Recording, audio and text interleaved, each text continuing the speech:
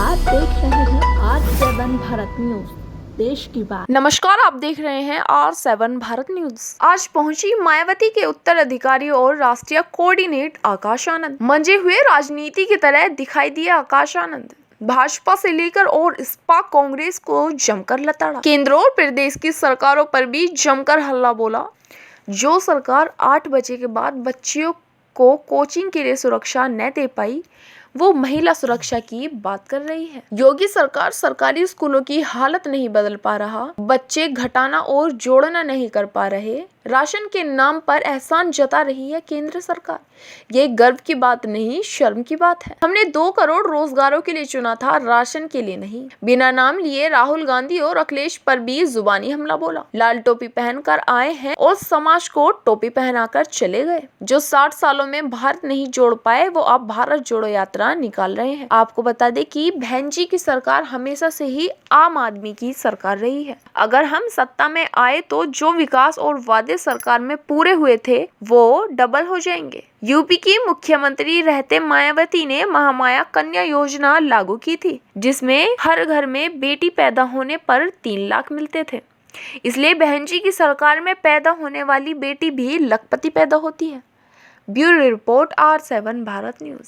India की बात करते हैं, डिजिटल इंडिया के नाम पे जो मजाक किया है, आपके सामने फैक्ट में रखता हूं। साथियों, सरकारी स्कूलों में 65% सरकारी स्कूलों में आज एक भी कंप्यूटर नहीं।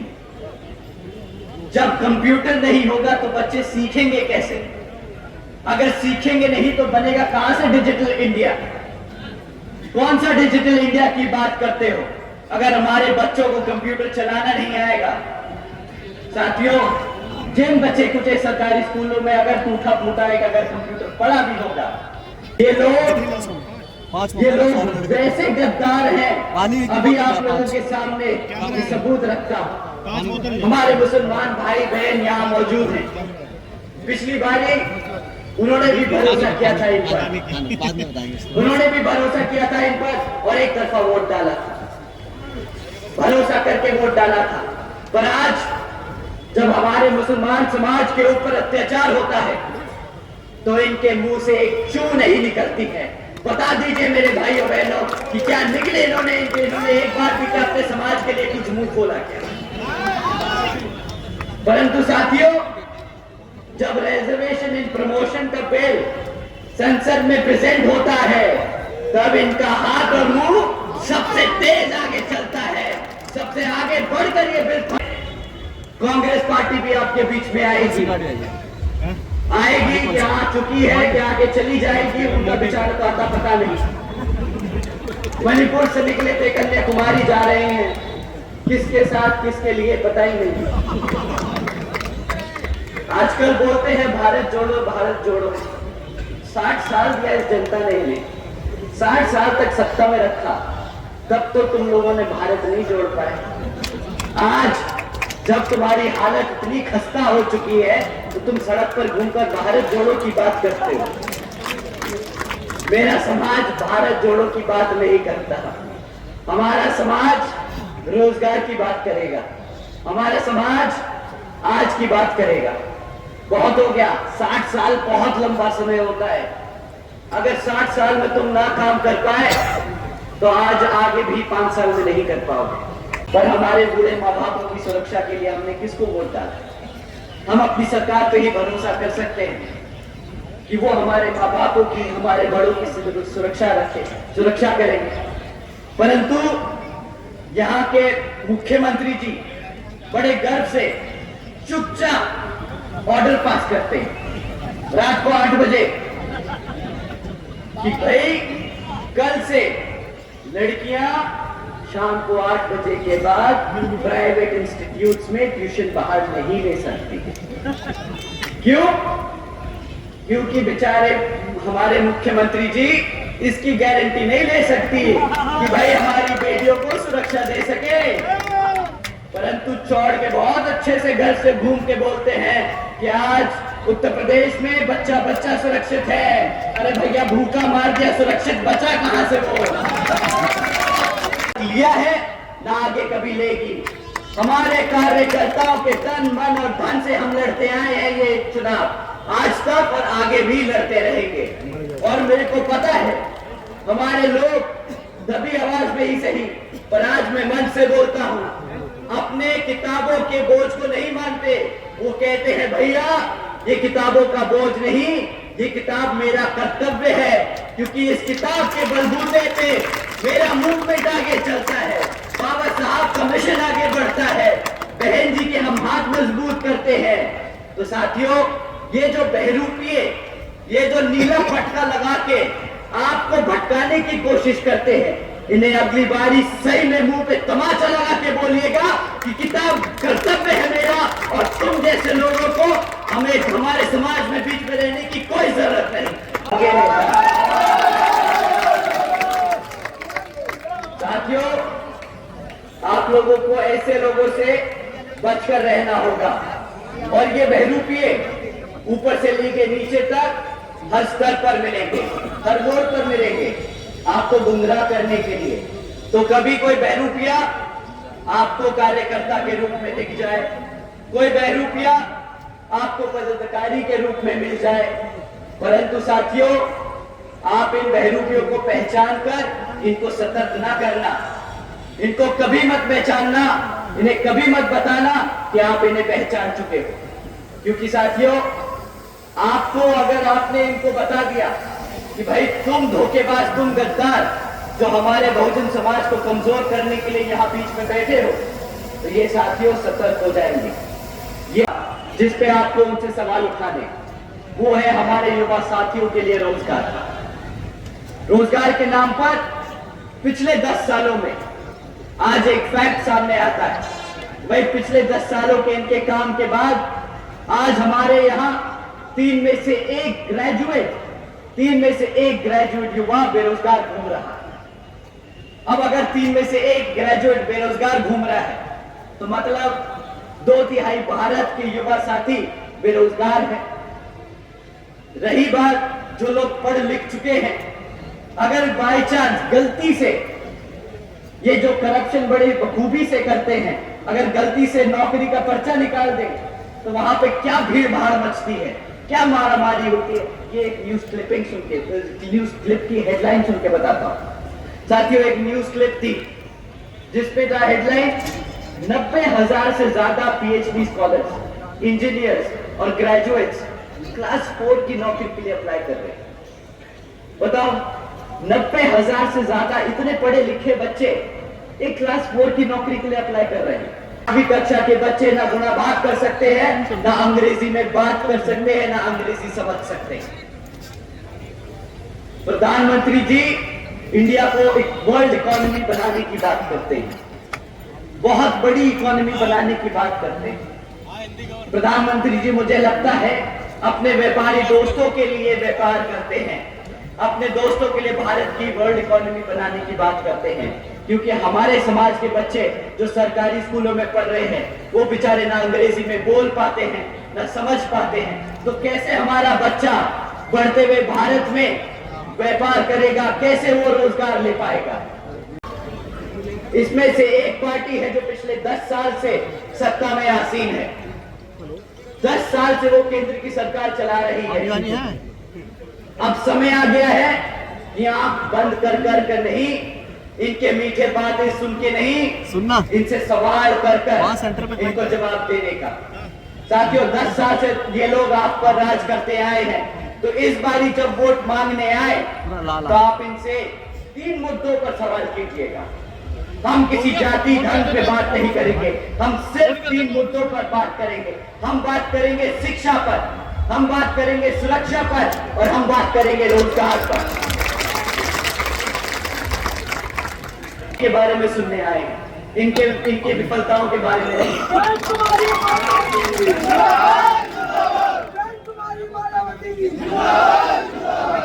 साथियों, 2012 में एक युवा नेता आए थे आप लोगों के बीच में, भरोसा आप सबने जताया था, परंतु आज युवा मेरे को बोलता है YouTube पे, Facebook पे, मीटिंगों में, और मैं ये दोहराऊंगा, मुझे मना किया उन्होंने कि भैया ये हम आपसी की बात है, मंच पे से न बोलिएगा, पर मैं जानना चाहूंगा, मैं अपने सभी युवा साथियों के साथ अपने बड़े बुजुर्गों को भी बताना चाहूंगा कि हमारा युवा कैसा परेशान है।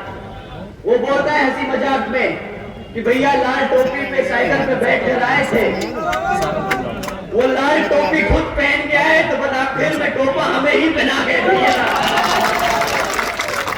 ऐसे हैं जिसकी बदौलत हम आज यहाँ पर खड़े, इन्हीं 3 मुद्दों को लेकर बहन जी ने संघर्ष किया और आज हम जैसे लोग इतनी बड़ी जनसभा रख पा रहे।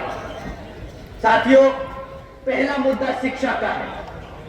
हमें बीजेपी की सरकार से अब पूछना होगा कि भाई पिछले 10 सालों में क्यों इतनी पेपर लीकों की खबरें आती हैं। अब उनको जवाब देना होगा कि जब भी सरकारी नौकरियों के लिए एंट्रेंस टेस्ट होते हैं, एंट्रेंस एग्जाम्स होते हैं, तो उसमें जब हमारे युवा साथी पेपर देके आते हैं तो क्यों उन्हें 3-4 दिन बाद पता चलता है कि ये पेपर लीक हो गया। आप लोगों को सवाल पूछना होगा कि भाई पेपर लीक किया जाता है, आपकी मंशा क्या है। आप चाहते हैं कि आप दिखाएं कि आप रोजगार देने की कोशिश कर रहे हैं, पर आपकी असलियत पेपर लीक कर कर उन नौकरियों को रद्द करने की है। आप चाहते ही नहीं कि हमारा युवा कभी रोजगार हो। ये आपके बच्चों को पढ़ने नहीं देंगे। जब पढ़ेगा नहीं बच्चा तो कभी अपने इतिहास के बारे में नहीं जान पाएगा। जब इतिहास नहीं पता होगा तो जो सामने वाला आज बता रहा है वही मानेगा। आपको पढ़ने तो देगा नहीं, जब पढ़ोगे नहीं तो अपना इतिहास नहीं जानोगे, ना अपना रोजगार कभी ले पाओगे। ये क्या करेंगे? फिर से गुलाम बनाएंगे आप। रिजर्वेशन खत्म करने का नया तरीका ढूंढा है इन्होंने। जब नौकरियां नहीं होगी तो रिजर्वेशन कहां से देंगे? देना ही नहीं पड़ेगा। ये दीमक की तरह काम कर रहे हैं हमारे समाज को खत्म करने के लिए। साथियों, ये बड़े बड़े पोस्टरों से चमकने की जरूरत नहीं है, हकीकत जमीन पे समझने की जरूरत है।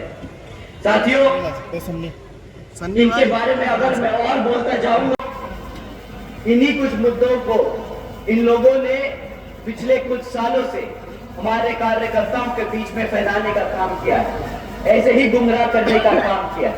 इसमें से एक सबसे इंपॉर्टेंट, सबसे जरूरी मुद्दा किताबों का। बहुत से नेता लोग डरते हैं बोलने में किताब, परंतु मुझे गर्व है कि मेरी पार्टी, हमारी बहुजन समाज पार्टी किसी धरना सेठ के पैसे पे नहीं, अपने कार्यकर्ता के धन से चलती है। साथियों, आप जानते होंगे इलेक्ट्रल बॉन्ड्स के बारे में, आप लोगों ने उसकी खबरें जरूर सुनी होगी।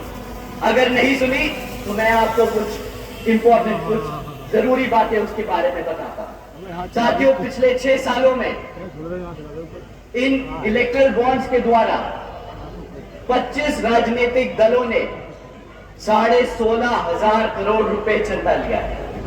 16,500 करोड़ रुपए अपने राजनीतिक दलों को चलाने के लिए। परंतु इन 25 राजनीतिक दलों में सब लोगों का नाम निकला। बीजेपी का नाम निकला, कांग्रेस का नाम निकला, हमारे समाजवादी पार्टी लोगों का नाम निकला, परंतु एक पार्टी थी जिसका नाम नहीं था।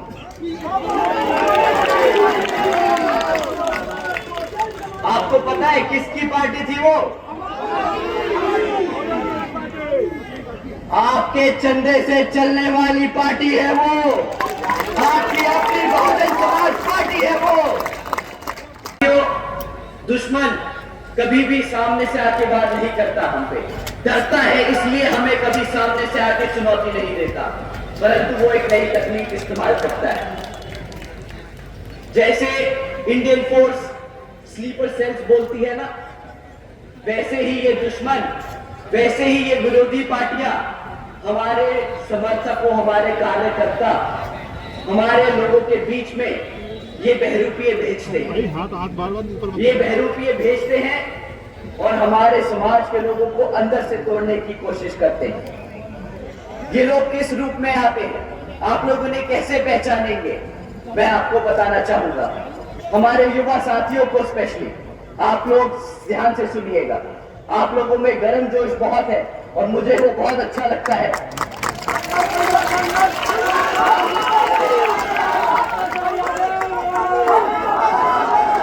परंतु मैं अपने युवा साथियों को बताना चाहूंगा कि भाइयों बहनों, आप सब बाबा साहब के बच्चे हैं। वो दिमाग से काम लेते थे, गर्म जोशी से नहीं। वो दिमाग से आगे अपना मूवमेंट को बढ़ाते रहे, अपने समाज को तरक्की देने के लिए करते रहे काम। तो साथियों, ये आपको अब दिमाग से सोचना होगा, दिल से नहीं। आपके बीच में जो बहरूपी हैं वो किस तरह आप लोगों को गुमराह करने का काम करते हैं। साथियों, वो बहरूपिये नीला पटका पहन के आएंगे। वो साथियों बहुजनों की बात करेंगे। साथियों, वो आपसे बहन जी की भी बात करेंगे। वो बात करेंगे बाबा साहब की, वो आपके हकों की बात करेंगे। परंतु साथियों, जब बात वोट डालने की आए, जब बात आपके साथ संघर्षों में खड़े होने की आए, तब वो आपके नहीं, आपके अपने नेता की नहीं, विरोधी पार्टियों के नेताओं की बात करेंगे।